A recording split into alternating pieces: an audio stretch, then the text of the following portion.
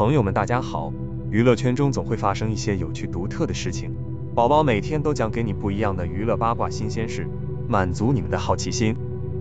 12月9日，李小璐和女儿一起分享了女儿的日常生活。小甜心穿着一身紫色的睡衣，坐在小板凳上，边吃水果，边学习，边看书，边读书。闲暇之余，紫红代表优雅，看来性格活泼开朗的星爷骨子里也有优雅的一面，就连头上的小发饰星黛露与镜框都是紫色。甜心正在打开罐子，准备给小动物喂食。甜心看着笼中的宠物猫吃东西，十分耐心。尽管养宠物会带来许多麻烦和不便，但对孩子来说是一件很快乐的事。在这一过程中，可以培养他们仁慈、懂得关怀别人的品质，培养他们的责任感，益处多多。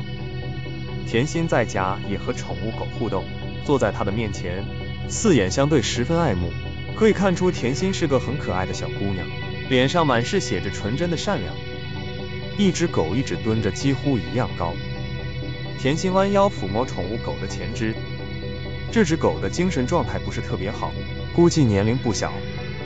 有一天，李小璐还晒出了女儿与小狗玩耍，扮成家庭成员的画面。